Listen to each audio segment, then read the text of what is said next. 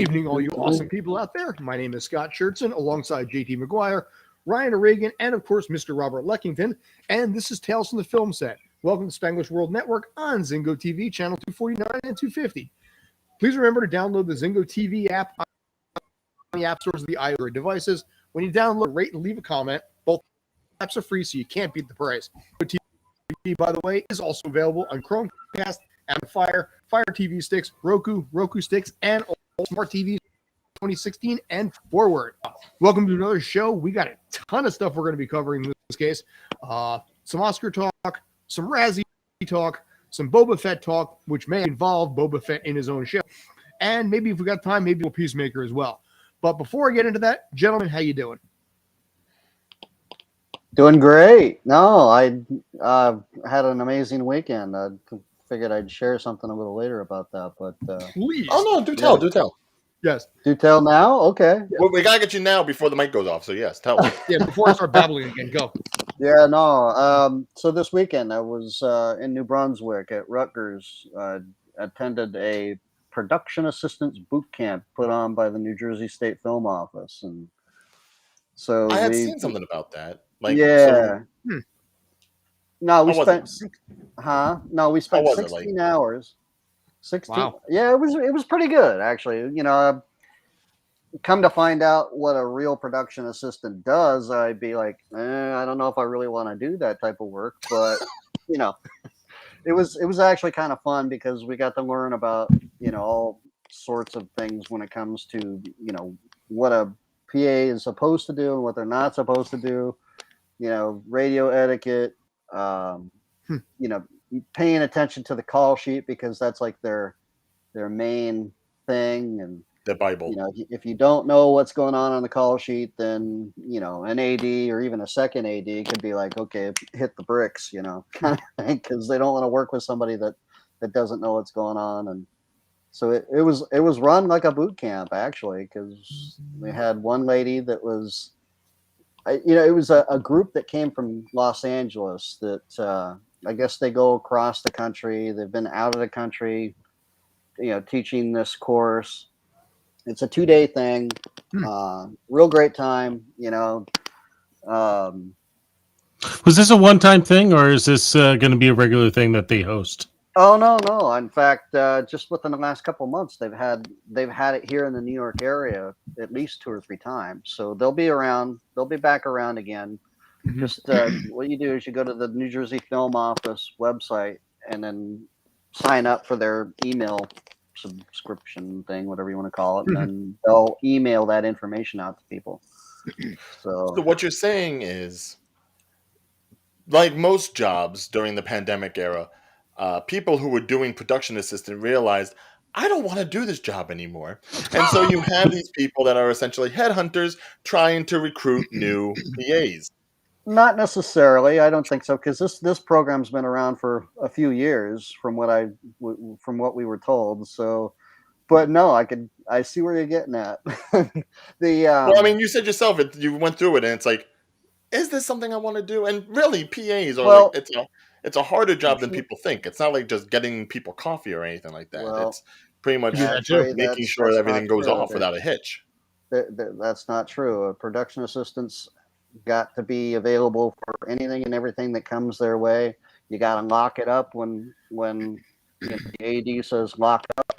You know, you got to make sure and control any sort of noise, that kind of thing. You have to be on toes at all times, basically.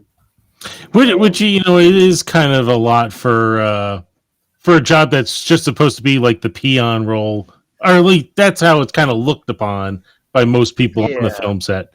So why are you putting so much weight on one person? Because you can, because of the power trip, man. You know, it's your job could be one of many, from what we were told. You know, I mean, you could be like a wardrobe assistant. You know, you could be like a makeup assistant. You could be an office assistant. You could be like on-set assistant. You know, there's many jobs when it comes to those big budget, you know, films and TV series episodes. You know, yes, and they're clearly defined. Right. So yeah, A production assistant is essentially like a Johnny on the spot. You know, jack of all trades, got to wear different yes. hats. Basically, you're just there to assist not one department, but the production itself. Well, Which, yes, but can like be I like, was saying, Pete, come here. I need you to hold this red flag. Stand right here. Watch out for the line. Look, like Rob, I what was we- saying though, there's It's good to more see than JT's one doing this production with like assistant, no though, previous so, bias. yeah, right. Rob, There's we need more you to than basically one. do lockup at Times Square on Friday night at 1 o'clock in the morning. Don't let anybody onto the film set. Right. They may be drunk. There's going to be a million people running around. Don't let them through. Go. Here's a gun and here's a bottle of whiskey to keep you up. Good luck. Well, no, the bottle of whiskey to keep you up and the gun to shoot yourself when you give up. You know, Unless you're on Rust. man. but this yeah, is definitely tough business. Talking about training, I was actually doing my daytime job today, and I got to watch someone being trained on how to be a technical director.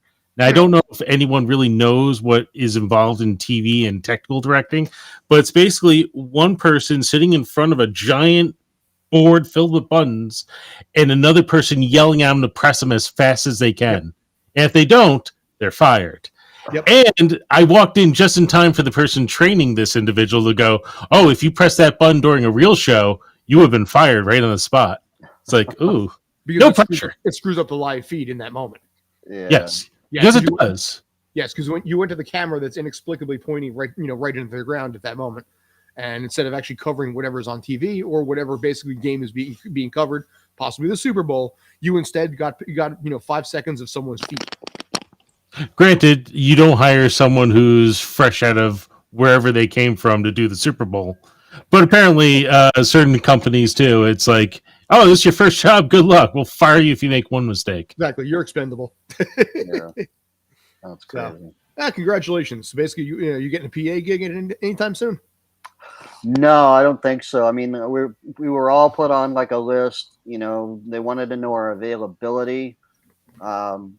I work a full-time job now. I mean, before, a couple months ago, I didn't. So I ended up taking this course only because I wanted to find out exactly what it was to be a production assistant. And, I'm on the list. So if I decide that at some point that I want to do it, Can I offer a little bit of an input? sure. Go for the reenactments, because a lot of them film in New Jersey. They won't necessarily have to bust you out from Manhattan. And frankly, they're so much easier as far as productions go. Well, that's the thing. I mean, this was put on by the New Jersey Film Office, so they're focusing on a lot of what's going on in Newark, in North Jersey, for that matter. I mean, there are productions that are going on down in South Jersey and everything. So it's not just centrally focused on New York City anymore. So, Right, especially now that Jersey got the rebates that it did. So Yeah. now they're trying to build up the work for it. but reenactments, sure. I mean, Oh my any God, opportunity. Those are a peach on every. And, basically, it doesn't matter who you are on that. Everybody has a good time. A lot of it Nice. is because they're like, "Holy crap, we're shooting what now?" Cool. So, congratulations, man. So, 16 hours though. That's a little rough. Well, this particular program was 16 hours. It was 2 8-hour days, Saturday and Sunday. Mhm. So, Basically, how much time do they spend on having infinite patience for whiny background? well, That's 2 hours. nothing. You're more or less just you're paying attention to what's going on the radio, and any sort of issue with background, you just have to kind of diffuse it. Not necessarily be the guy to hold their hand, and it's not your problem, basically. Or basically be like Rob go to 2, Rob on 2. Exactly. Yep.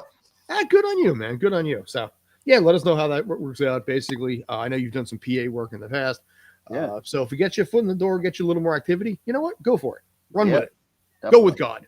So, cool. So, like I Oh said, no, we got- another big. What was I going to say? I was going to say something about another big event that is going to have its set of PAs and technical directors. The Oscars is coming up.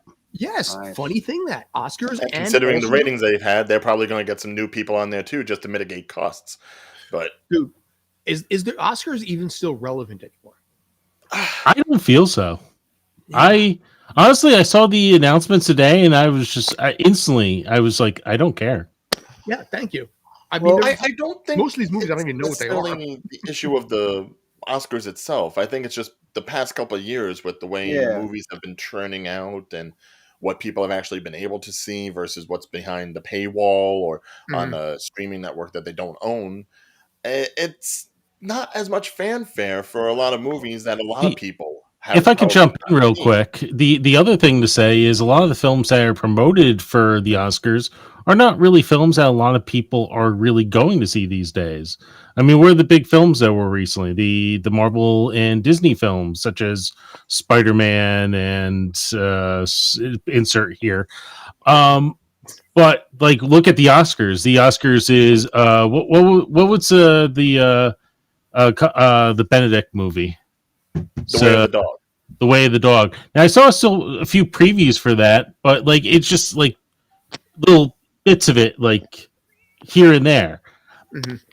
Suddenly, now it's up for Best Picture, and it's like it's the darling of the Oscars at the moment. Well, I think with that, you have the issue with it being something that was released, maybe not as heavily in theaters, but it was certainly released on Netflix at the same time. Mhm. And unfortunately, at the time that it was being released on Netflix, everyone was talking about Squid Game instead. So when you have something like that, things get overshadowed. So again, it's like look at this thing; it deserves all these awards, but no one's watching it. Well, and So that's, why am I watching it get an award if I wasn't going to watch the product itself? It's a that's stepping another stone for a thing, lot of too, these though, people. about the show. The show itself, where the hosts more or less just take over the whole show, and then you got like the films that the Academy, Well, funny thing that Rob, there hasn't been an actual host of the Oscars in 3 years. That's what I'm saying. I mean, it's more or less just like the show itself. It's like, yeah, whatever, I mean, nothing really to watch. It's like, Well, that's also been part of the question. Before the nominations, they were talking about who you were going to get to host this year because they're actually going to do like a real show. They may not necessarily be much of an audience, but they're actually going to put on a show. And the biggest rumor I heard was that they might get Tom Holland to host the thing. That would be ironic. Yeah, he saved the movies as Spider-Man. Now he has to save the Oscars as the host. Which, But- ironically, also, like, a lot of people are complaining about the fact that movie got snubbed all the way through. Except for visual effects. It did Yeah, get I one know, nomination. but it's not like, Well, though those movies always get visual effects, and to be honest with you, it wasn't the greatest story in the world. There was a lot of member berries in that one. You fix it. Watch it again. Tell me if it was honestly a great film or it was just a lot of happy moments. a lot of happy moments. There was a good plot underneath there. It's just, it's like Salt Bay. It's like you put a little bit too much on there. Just the meat's good. Leave the meat be. It had a plot, but many movies have a plot. Spider-Man 2, The Amazing Spider-Man 2 had a plot. A lot of the Spider-Man movies one have a had a plot. plot. Version of Spider-Man Another Day. Well, yeah, I mean, in this case here, Spider-Man, in this case, visual effects, Spider-Man's going up directly against Shang-Chi. So in this case, probably neither one of them is going to have a shot because the MCU people are going to be split between those two. And I think it's going to hurt. Right now you also have Dune, Free Guy, and No Time to Die in there as well. And I haven't seen Dune, but even just looking at the trailers of Dune, thing probably had some amazing special effects in For it. visual effects, I think Dune's going to take it, yeah. Well, that's Free the Guy- heavily nominated for this year. I think Dune's got, 10 nominations? I don't know, actually. I heard the story for I think that they've got one was, nominations for all the big, technical and behind-the-scenes stuff, except for director. well, that one's kind of weird to me because A, it is a adaptation, not like an original story, and B, like I heard people watching, including fans, were like so on it. So for that to be like the one leading out here is kind of weird. Yeah. Right, but I think out of all 10 nominated movies, I think it might be the most popular. If you look at all 10 of them that were nominated, I think of all of They them, did name value somewhere in there. I think out of all 10 of them, there were like 9 of them that are like certified fresh. Only one of them is a stinker critically, and that's Don't Look Up. Well, that's kind of funny. The fact that there's a movie nominated for is it in the Best Picture category? It is. Which one? Yes. Don't Look Up, which is actually satire. I don't remember the last time a satire film got nominated for Best Picture. Mm. Yeah, You know usually what? Best It Picture wasn't is a reserved for musicals and Huh? dramas. Usually, Best Picture is usually reserved for musicals and dramas. Hmm. You know, Which I have to say, on the musical tip, I'm a little upset that West Side Story did get nominated, but In the Heights didn't. well, West Side Story is also Steven Spielberg. Again, yeah. As a then film, you're it's a playing to the good film, but pageantry it just instead it of bombed. like bringing in Lin-Manuel Miranda, whose musicals and music have pretty much like Yeah. helped save that genre. Listen, we've done enough in the film festival arena. We know how the nominations usually work. Where did Encanto end up on that list? Because I heard, like, think- I have not seen that movie yet, so please do not spoil it for me. Encanto is nominated for Best Animated Movie. It shares with two other Disney movies. You got Pixar's Luca. Okay, but And- Best Animated is a given. Like, what about like getting into that Toy Story 3, Beauty and the Beast role of getting up to the Best Picture? Shouldn't have gotten up or was it not as great as people are making it out to be? It's again, animation is not. It doesn't have the drama. It doesn't have the musical aspect of it. I would dare to defy that. But again, we're talking Lin-Manuel Miranda again. Yeah, but when's the between last that time and you The saw an Heights. animated? When's the last time you saw an animated movie really be nominated for an Oscar for best? Toy Picture? Story 3, a few years ago. It And was, how many? yeah. How many in the last 20 years? And Toy Story 3, Last keep in mind, 20 years? Toy No. Story 3 also had 2 Toy Stories before it too, so it had a legacy already built into it. Which actually I think helps it more because usually sequels don't go up for Best Picture unless you're like Godfather. Typically, But yeah. Or Lord of the And Rings. Godfather 3, I don't think that went up for best picture. Harry Lord Potter. of the Rings 3 Yeah. did. That one still shocks me. But anyway, again, it brings a point. The films that they always put in there are those drama darlings. They're never really mainstream stuff. So I think it's always the Oscars are kind of biased, and the public is not really into the films that get nominated there. I can't think of anything since like the early 2000s that was really popular and was like front and center for the Oscars. Yeah. You know, it's the same stuff that usually comes with the SAG Awards every year. So Union get basically the SAG DVDs or the link to the iTunes account, whatever it is, and then all the movies that they can sit there and screen and vote on, which is nice. But all the movies are just dark, dramatic, brooding, you know, and so not in my wheelhouse. So I don't remember what was in the list this year, but it was all this stuff that just really just did not gel with me at all. And a lot of people were like, yeah, I don't really want to watch this, but I'll watch it because it's free. Huh. I mean, there's some good ones in there, though. I have to say, as someone who's watched at least a handful of the ones that were nominated, Nightmare don't think Alley, Shooter was. I really liked. Nice little pulp noir sort of thing from Guillermo del Toro. It had a nice vibe to it. One of his movies that doesn't have any like ghosts, goblins, or creatures. It was very entertaining. The Way of the Dog. As much as people have probably never heard about it, it might be one of the best, if not the best, that you'll ever see Benedict Cumberbatch. Mhm. I have to say It looks interesting, but just from the trailers alone, it seems like he's going to play such a. I think I could say this. He plays such a prick that Yeah. Yeah, it's okay to say it. He is such a good prick in everything he does. Whether he's a dragon, a detective, a cowboy, he's a good Sherlock prick. As a Holmes, yeah. doctor, he's a prick. Doctor. Dr. Prick. That would be a great spin-off. Dr. Prick. Dr. Prick, urology. But I mean, like, I'll go back a few years. The Dark Knight, when that came out, and everyone thought that was such a great movie. That didn't go up for any major Academy Awards. It went up for, I think, special effects, but and I don't have it in front of me, but it definitely didn't go up for Best Picture, which I think that year it was probably the best film that came out. Oh yeah. with Comic Heath book. Ledger, Again, definitely. it struggles that way, you know. Yeah, but I think that bias needs to go away. Well, they want the every time I ratings to see go away.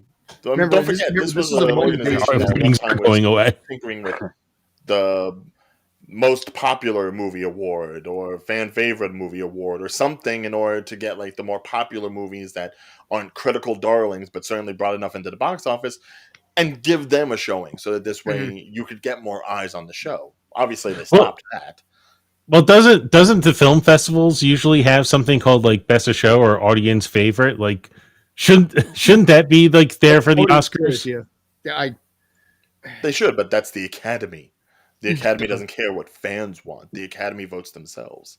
Well, they're gonna care when ABC doesn't renew their contract. ABC will continue to renew the contract, I think, for a while. But again, it's one of those things that people have lost interest in the box office in general, just like they've lost interest in a lot of things. We just talked about that with in Sports Den earlier. People are losing interest in what used to be mainstream and normal because there's so many different options. Mobile gaming and esports have taken over pretty much all entertainment now, and betting as well. But Well, I remember a few years ago, if a TV show on cable got like a 0.1 or a 1.0 rating, Mhm. that was death. That like you Yeah. were going to be canceled after that season. I know shows now with Not that far. 1.0 ratings, which are in prime time, and they're going to be multiple seasons because no other show is doing better than them. No one's watching regular TV anymore. And if you ever have any questions, look at some of the CW stuff that they've got. I mean, some of those shows get under 100,000 viewers. I'm going to probably show how out of the loop I am. Is someone said somewhere the CW was probably going away? It could be if the ratings are trash. I think there was talk about someone buying the CW or CW merging with something else. CW is owned by CBS right now. I love the CW merging with something else, considering that CW is a merger of UPN and the WB. I remember that. Yeah. Yep. Which, if you really wanted to date yourself, yes, mention those two. That's good. Yeah. Yes. Hey, I still remember one of my first jobs was we kept WB in this area aired all the Mets games, so we had to keep crediting them anytime we showed Mets footage, and we kept crediting them as WB even after they became the CW. And I pointed out and they go, no one cares. Well, not only that, Channel 9 around here was our UPN, and that's right up there in Secaucus. Yeah. They had Yes. the It big was building UPN, there actually. where everything It was in was. Secaucus. still called UPN. It's the caucus. Right. But if you remember, also CW or WB back then was actually Michigan J Frog. They couldn't get the rights to Bugs Bunny, but they got Michigan J Frog. That doesn't bode well for literally a network called Warner Brothers that you can't get like the chief mascot. So you got with the guy who's a one-off in one single cartoon. They had the Animaniacs. That's what they had. There was original anime. I'm going back and watching Yeah, that but that again. frog had pipes. That show is genius. I mean, the Marx Brothers approach that Tom Ruger and Paul Rudd have, not Paul Rudd, anyway. I loved it. So smart. But anyway, I can spend an hour on that one. Yeah, so Death of TV.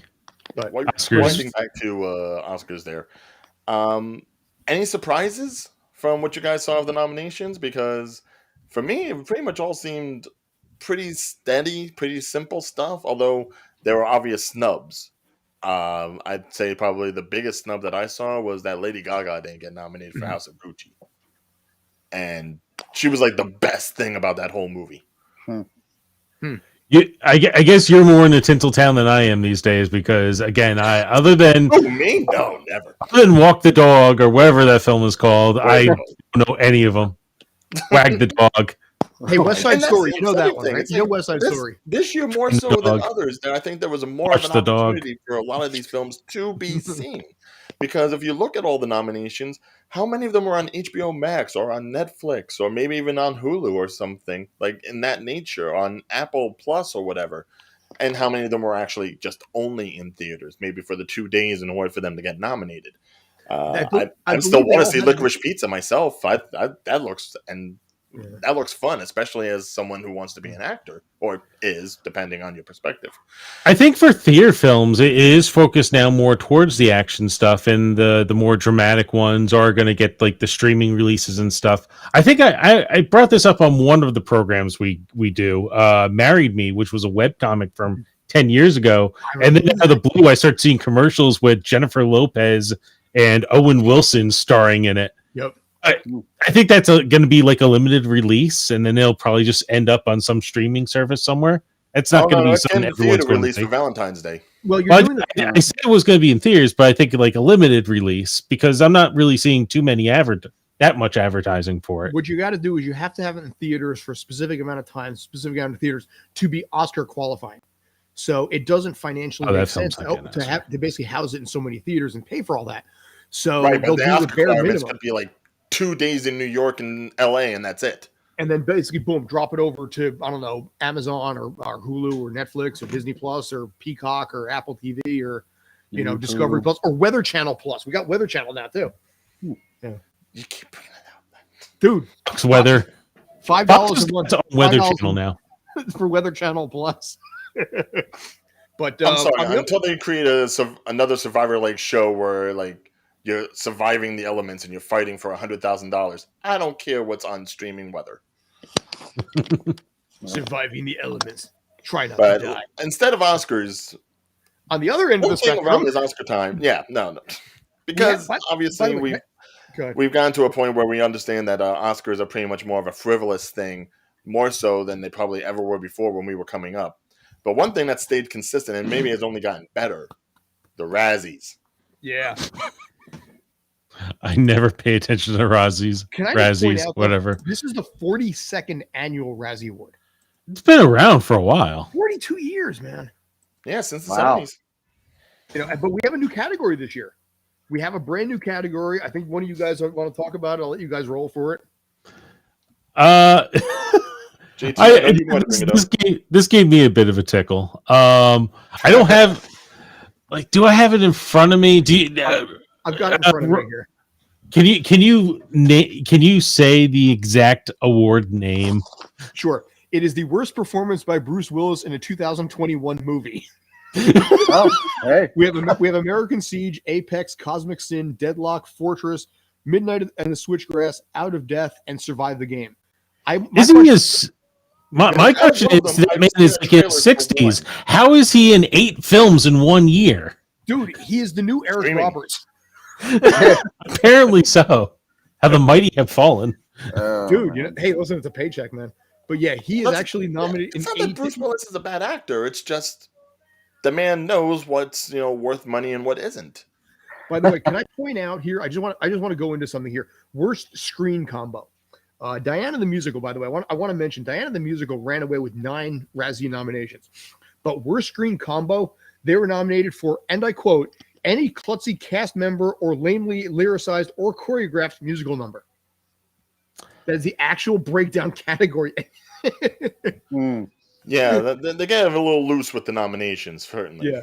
LeBron James was nominated for worst screen combo, and any Warner cartoon character or Time Warner project he dribbles on. To be fair, the movie was also nominated for worst movie and LeBron James for worst actor. Yes, I did. I'm just looking at worst screen combo, but yeah, that movie got 4 nominations. I get a tickle out of the one with Bruce Willis, but when you start making every award a custom award, maybe even you're running out of steam. Well, I mean, they don't do they do one every year where it's it's special for that year. I think there was one year where they did a Lifetime Achievement Award for John Travolta. But wait, from what Scott was saying, it sounded like there were multiple customized awards. Isn't there a customized one there for LeBron James with what idiot is with a cartoon character from Warner Brothers this year or something like that? Let's see. It's not that it's a customized award; it's the customized nomination. Yeah, right. That's what I'm saying. It's nominations, awards. What's the difference? He's got 3 nominations, by the way. Worst actor, worst film, and worst screen combo. Which I'm looking at some of the things that were nominated. I find it very funny. Infinite, that weird time traveling, Highlander wannabe sort of thing that they had on Paramount when it first premiered. Karen with Taryn Manning, which dude, I feel so bad for her. Wow, I didn't see it. Was it bad? I've heard really bad things. It was cringe. It was complete cringe. The Woman in the Window, I felt was very disappointing because I knew that was going to be a theatrical release, and it was Amy Adams, and it looked like it was going to be a nice little twist on Rear Window, and yet, God, it's boring. Oh my God, I feel so bad for her. Well, Amy Adams is up for best worst supporting actress for Dear Evan Hansen. Yeah, and I have to say, these nominations are much more intriguing than the ones for the Oscars, and it shouldn't be like that. Well, you got some big names in here. I mean, Ben Affleck, Jared Leto up for worst supporting actor. You know, Mel Gibson for worst supporting. I mean, yeah, he's also in there too. Nick Cannon too. yeah, and Really? Jared Leto for House of Gucci. Oh my God, enough was talked Yeah. about that when it came Yeah. to like his accent and his look and how stereotypical it was, and yet, yeah, no, it fits. But yeah, that's going to be March 26th, so they got a little time for that one. But Yeah, yes, I'm going to tell you right now. If there's going to be a broadcast for both of these, I'm wanting to watch the Razzies over the Oscars this year. Oh, 100%. Especially if anybody big name person shows up like Halle Berry did. Oh, and if Bruce Willis shows up to claim his award, My God, To yes. show up. You know he's going to win. Mm. So, I just want to go and Get an award no matter what. give me my paycheck so I can go. You know, Exactly. Yeah. He could be in line with other great celebrities such as Bill Cosby. I don't actually have it here. I'm trying to find actually where to watch it. So anywho, yeah. So irrespective of such a thing. So all right. So Razzies May 26th, Oscars later this month. Again, I think we're all more or less in agreement that the Razzies are more interesting because it actually Yes. has a little bit more fun and a little less snob to it. Yep. But yeah, TV's dying. Yeah. Oh, totally. 100%. Movies too. But streaming, we have all these hit shows like Book of Boba Fett. So segueing smoothly. Smooth. Well, By the way, before we get to that, before we get to that, I got to do the shameless plug. Yeah. This, by the way, is Tales from the Film Set. We're about halfway through. You can find us on Facebook, Instagram, YouTube, and also on Twitch at Tales from the Film Set. You may be watching it there right now. And on Twitter at Film Set Tales. You may be watching it there as well. So drop us a message, thoughts, ideas, comments, suggestions, mockery, or complaint. We'll hear it all. Sorry, Ryan, go ahead. well, no. Before we get into Boba Fett, obviously, just a couple of channel show plugs. Now, obviously, we haven't been doing the Book of Boba Fett watch along like we've been doing with Peacemaker for the last 3 episodes. And we will be doing the watch along for the season finale tomorrow. We will do a little bit of a recap before the show goes on, before we play it. I believe we're going at 5 o'clock, 6 o'clock p.m. Eastern Standard Time. 5 p.m. Eastern. 5 yes. p.m. Eastern Standard Time. 5 p.m. That Eastern. actually works best So with JT's if you want to go ahead and watch that along with us and hear us recap the good episodes, we can go ahead and do that. And then, of course, obviously, the following day, we do have Peacemaker at 5 p.m. on Thursday, Eastern Standard Time. That will be episode 7, leading to the finale next week. Which is amazing. We got the And we actually do also have other things coming along, which if you haven't seen any of the broadcasts that we've done outside of this, we're getting celebrity interviews, and I feel so important now. yes. So we had Leroy Patterson from JT's got that look and is like, ugh. and I feel this upcoming interview is going to be a bit traumatic.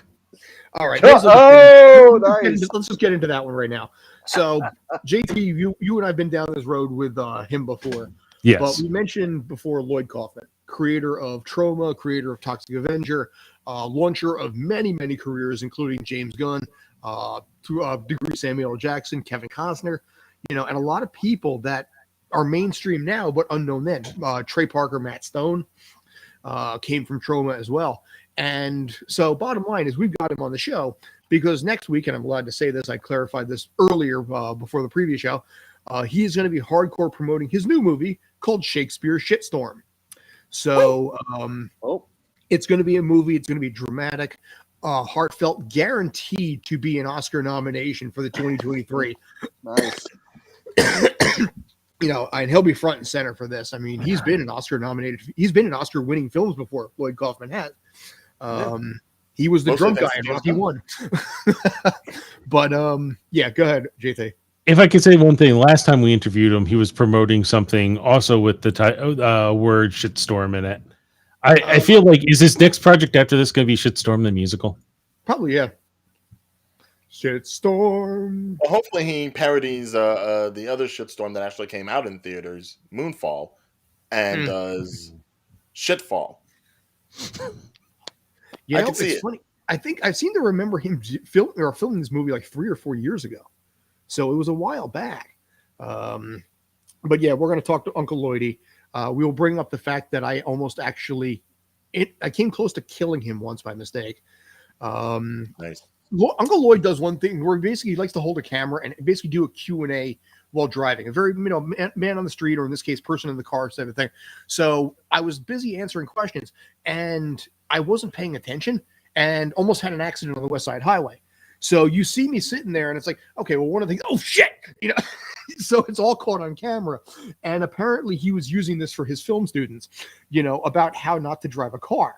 So, because in this case here, you see me dropping obscenity. My glasses fall off of my face. I jerked the wheel. You see this car swimming around, and he got all of it on camera.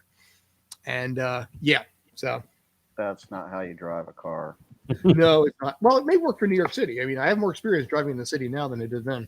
To be used in a future lawsuit. Oh, hey, listen, no harm, no foul. Again, and listen, he's been really cool about it. But he fully remembers me as that guy because, like I said, he's used that footage, to like teach trauma people, about how to do just amateur footage and how to catch a moment. He caught a moment.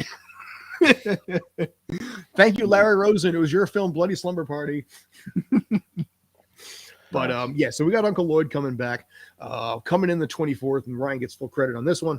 There was a TV show back in 2005 and 2006 called Stacked, with Pamela Anderson, where she was a librarian, and also starred Christopher Lloyd. Yeah. No, I'm more shocked that Christopher Lloyd was in that than Pamela Anderson. Well, Pamela Anderson also had like VIP or something like that. VIP, Stripped. yes. What's The that? Stripperella, I'm thinking. Well, that's Stripperella was the animated version. VIP was the syndicated show that was showing on Fox, but not owned by Fox, where she worked at a private protection agency. And then, yes, Stacked was and when had a she video ended game up too. working at a Had a video bookstore. game. Game Grumps did it once. Not that I'm a fan. I'm just saying, Yeah. I just follow the woman's Not career. that I'm saying. By the way, she was born on November 14th. At 6 pounds 9 ounces. No, but basically, yeah, he's going to be on there, and we've got a bunch of other stuff in the pipeline too, which we'll get into at some point. But coming back to Boba Fett, which now actually at this point for the final episode may actually in fact star Boba Fett. Ironically enough, the past 2 episodes have been the best ones in the series, and curiously enough, he has either barely been in or not at all been in these episodes. Yeah, the thing has become less Book of Boba Fett and more of just a Star Wars encyclopedia. It feels like Mandalorian 2.5 at this point. It's like chapter 18 or 19. But my question is, why would they do that? Do you have any thoughts in this case? Well, I could say something about ratings, but obviously this decision was made before they realized that the other episodes weren't going to do very well. So I have no idea. Is this John's attempt to spite them for making them do Book of Boba Fett? I don't know. I don't know, but this really feels like a bait and switch. Like, think about it. At the end of Mandalorian Season 2, we got that nice little bumper about Book of Boba Fett coming soon. Mm-hmm. And that was a show that we had no idea was going to be coming because it wasn't part of the slate that we had been given with like Ahsoka and Andor and all these other shows that had been talked about for like years leading up to the announcements that we got in the show premiering this year. I have to think that the Book of Boba Fett was more of just a knee-jerk reaction to, hey, let's see if we can expand into all these other things by using Boba Fett. And I almost think that's a little disingenuous to the fans of Boba Fett that have been around ever since the first showing back in like the late 70s, early 80s. Because now you're pretty much using the character, and rather than telling us tale about him, you're using him just to propagate all your new Disney Plus stuff. Now, do you think that this was something that they wrote themselves into a corner and had a panic mode, and we're like, we need to pull in some fan service to be able to save the series? Which, by the way, is only because that would have been. It takes months to shoot all this stuff. It's not like they would have been. It wouldn't have been like, oh yeah, this really sucks. We better make an episode all about Mando. I don't think that would have been a plan they had. They had the time to go ahead and simply develop a story just about him. They could have done it in the same way that they talked about Din in the first season of Mandalorian. Yeah. There were things that you could have done that didn't necessarily require a lot of the cameos that we've gotten. Mhm. Now, be that as it may, I will say some of the cameos do make sense. Cad Bane, probably one of the more Brilliant. prolific bounty hunters we've gotten since we even learned what bounty hunters were in the Star Wars universe. That makes sense. And one of the things is they do have a connection with him and Boba Fett, which Mhm. apparently the dent on Boba Fett's helmet is from Cad Bane. So that will probably, and there's also apparently under his hat is also a wound that Boba Fett gave him. And I believe they also met during Clone Wars too, when Boba was still a kid. Because Yeah, he was being trained by Aurra Singh at the time. I think they didn't explore it enough in Clone Wars, but they were supposed to go into at some point. Cad Bane actually trains Boba Fett when he's Mhm. still a child, so they might go into that history. Yeah. Right, but imagine if that reveal of the character had happened back in episode 4. Hmm. Instead of learning all about the Mandalorian stuff and Luke and Grogu and Ahsoka Well, and again, all the the last side two stuff. episodes were just Mandalorian. It only furthered the Mandalorian story, not Boba's story. It's like his entire thing took a backseat around episode 3. Well, So what's weird about it is they spun off to Mandalorian, as Where Are They Now, and then spun Mhm. off again to Luke, Grogu, and Ahsoka. So it's like you didn't do just one spin; you went 2 generations deep, away from Yeah. your primary storyline. And I mean, even now, I mean, okay, presuming that Grogu ends up assisting Mando, in this particular case, that ties that story arc together. But Yeah, but why should Boba Fett care about any of this? yeah, he doesn't. And it's almost like Favreau was just doing this to say, never put me in charge of something I don't want to do again. my theory What is other reason does he have for this? supposedly Dave Filoni is less involved in this also. So he directed like one episode. I think he wrote an episode too. So he, being the personal protege of George Lucas, I now question a little bit how much input was he in with Mandalorian, and how maybe some of that show was a little bit more Filoni, a little less Favreau. I'm also curious what this is going to mean for future shows like Ahsoka. Is it Mhm. going to go in the same direction? Are we going to watch Ahsoka and she's going to be a totally different character? And then 4 episodes in, Mando's back.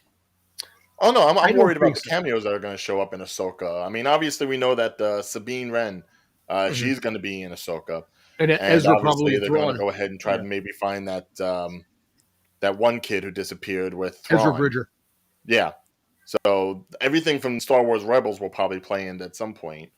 I'm still waiting for Chewbacca to show up with C-3PO or something on his back. Just more nostalgia to just throw at the wall. It's like, R2 showed So up last come week. back and he'll be de-aged. Dude, you know what? I got to tell you, for whatever it's worth, I remember watching episode, we'll call it Boba Fett episode 6 last week, right around 5:30 in the morning. I wasn't sleeping. And I remember when I saw Luke, I got giddy again. Not as big as I was with the reveal at the end of Mandalorian season 2, but it was nice to see him in a non-violent, environment. There was a moment in there where he's walking with Grogu, and Grogu's falling behind. And if you ever noticed, he was just doing a very soft little force push just to have Grogu take some really big jumps. And it was a very nonchalant, very soft thing, very casual. And like that's very Winnie the Pooh with Piglet. Very Jedi. yeah, but it was like I said, it was a very soft, very very mellow moment. With everything we've seen with Luke, he's never really had a genuine mellow moment until there. Not a hard jump, but still while sticking in the show, go back to Boba Fett. I heard some if they do another season of this, apparently they want to do a thing where Boba Fett is still looking for revenge on Mace Windu. Yes, I've heard that. And isn't Mace Windu dead? Supposed to be? Supposedly, but I mean, far be it from me to not say that Sam Jackson wouldn't do it, because he still is on the Disney take. He is going to be a part of Secret Invasion. So they have him around. But it'd be like, even Samuel Jackson will probably be like, my character, Mace Windu, would have been hidden away for 20 years and wouldn't have been involved in this whatsoever. 28 years. Yeah, you're right. Well, that also plays into the other, because at this point, Star Wars canon is non-existent. Because let me just break it down. So, depending on whatever Grogu decides, because he's being given the choice, spoilers for anyone that didn't watch it last week. Oh yeah, BT Dubs. Well, Yeah, he's given the choice of either take the lightsaber and be a Jedi trainee under me, or take the chainmail of Beskar and go be with Mando, and you will never be a It says Jedi. stealing absolutes. Yes. Now, let's say for the sake of argument, Grogu decides to stay with Luke. mm-mm. Hmm. When did that ever happen? Because we didn't hear about it in the sequel movies. When we heard about Luke and his school and how Kylo Ren and the Knights of Ren just pretty much run roughshod over it. In the sequels, Kylo Ren was, Ben Ben Solo was actually the first student. So Supposedly, yes. Now I have two schools of thought here. One, he was the first student, and Grogu does go and help out his foster father. Which So means there's that there's really no surprise. Yeah. Or two, and this is the more extreme one. Extreme Star Wars.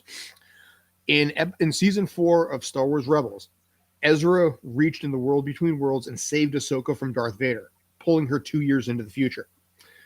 The theory is, and this is a Star Wars theory that Twos came out with, is that it created a second timeline. And the sequel is the series where Ahsoka was killed.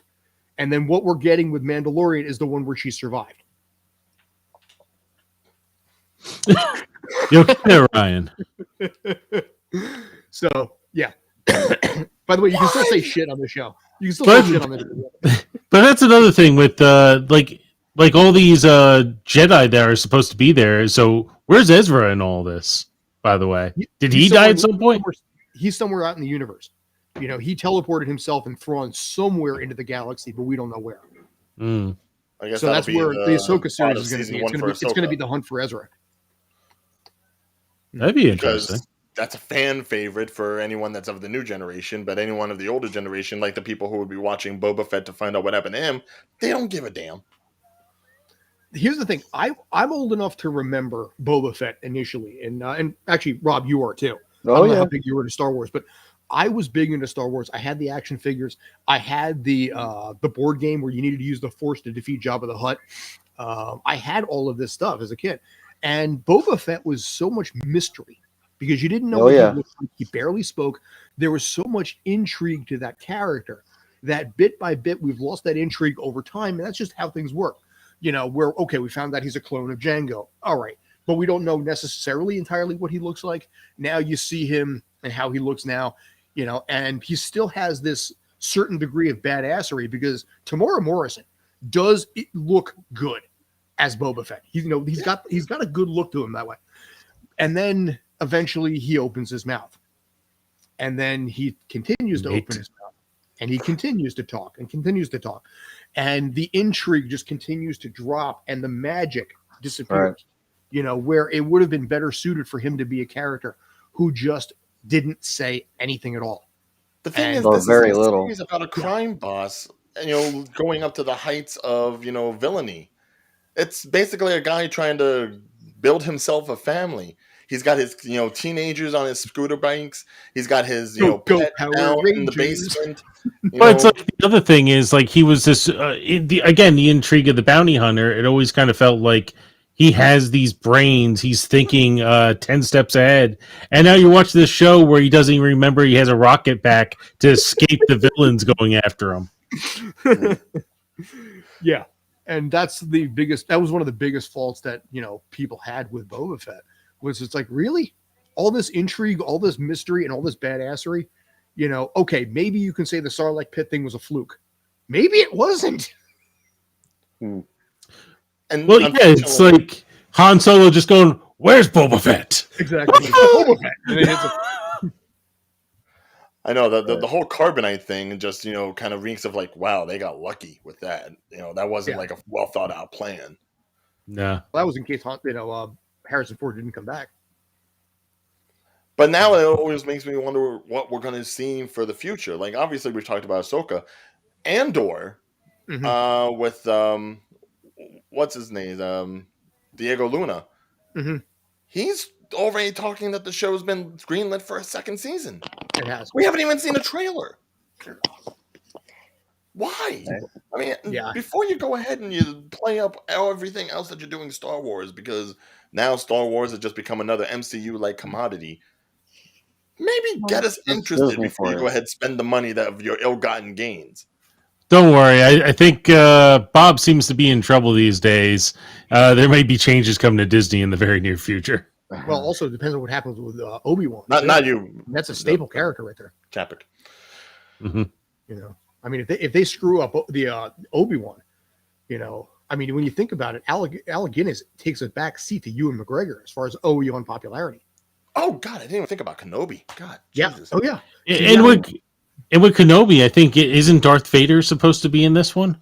Somehow, some way, yes. You know, and it's Hayden Christensen again, and that was one of the things that Ewan McGregor said is that the best thing about this is he got to work with Hayden again because it meant the world to him apparently to reunite with Hayden Christensen after 16 years, 17 years.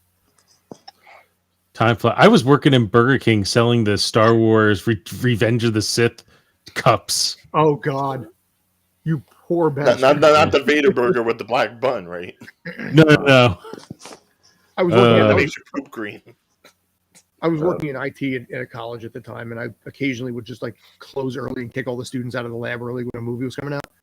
So I did that with Star Wars because I wanted to make sure we had the tickets. We got there on time, so I closed the lab at like 9:00 at night, even though it was open till 11. And I was just like, "Yeah, we got to close early. Bye." And I never told anybody about it, so I'm not sure if my boss ever knew. I got fired a year later though. Oh boy. Nice. I think I had the same job as you, except my boss purposely would do that to us. Like, it's quitting time. Give me the keys. Time to go. But Yeah, yes, that's Speaking nice of bosses. quitting, thankfully we'll be I able was to like, quit yeah, on we got Star about 3, maybe Wars. 4 minutes left. I want to basically open this up to you guys if you have any final thoughts. Rob, I'm going to start with you. Anything Final else to add? thoughts on Boba Fett and all these shows that you guys have been paying attention to that I have no idea what's going on. The only thing that I know of Boba Fett was that when he was introduced in what was it, Empire Strikes Back, I Mhm. guess. Then I mean, there was that mystery. I do Mhm. remember that, and then Return of the Jedi, he ends up like getting flown off the what was The craft. barge The or whatever barge, it was. Barge. That's the only thing that I know of Boba Fett. So these shows, maybe I should catch up on these shows like what you guys are watching. So Yeah, episode 1, 2, 3, then Clone Wars, then I would say then Rebels, then 4, 5, 6, but not 7, 8, and 9. all right, Yeah. no How problem. about you? How about you guys? Anything left? I think last week I said I would not be watching the finale of Boba Fett unless we got 10 subscribers. But in that meantime, I've caught up, and whether we got 'em or not, We did. I will be watching now. We did. So you're sorry. You're on the hook. Apologies. So Ryan, closing it out with you, sir. Well, considering we can get the approval of saying this word today, we do love to shit on Boba Fett. Yes. So I'm definitely going to have fun talking more on this. Obviously, if you didn't catch any of it, we'll be talking plenty of it tomorrow. And speaking of love, in the last couple of minutes, I do want to wish everyone a happy Valentine's Day, as that's going to be coming up before our next Tales from the Film Set. And in the comments while you're watching the show, if you have any comments about anything that we talked about, go ahead, write them down, whether it's Oscars, Razzies, Star Wars, or adjacent. And let us know your favorite romantic comedies. Mine's personally 50 First Dates or Loverboy, depending on what kind of a date it is. Nice. So Nice. yeah, we were supposed Don't to give talk me that about look, rom-coms JT. tonight. This is the problem. We have too many topics. We didn't even cover rom-coms tonight, or Peacemaker for that matter. But that's okay. So Well, Peacemaker's yes. Thursday. We can do that. Yeah, I know, but yeah, for this show specific. But anyway, yeah, tune in next week. Like I said, we got Lloyd Kaufman coming on. For myself, Mr. JT McGuire, Mr. Rob Leckington, and Mr. Ryan O'Regan. This is Tales from the Film Set. Find us again one more time on Instagram, Facebook, YouTube, and Twitch at Tales from the Film Set, and also on Twitter at Film Set Tales. By the way, if you're not sure of the name, it's on the shirt. It's on the shirt. By the way, haven't JT, gotten I all have the your shirt. family I yet. found that. So, but anyway, for us, thanks as always for tuning in. Like I said, 5 p.m. tomorrow on Twitch, Facebook, YouTube is Book of Boba Fett finale, and then the following day on Thursday, Peacemaker episode 7. And regarding peace out. Have a good one. Bye bye. Happy Valentine's Day. Yeah, you do it the old way. That's fine.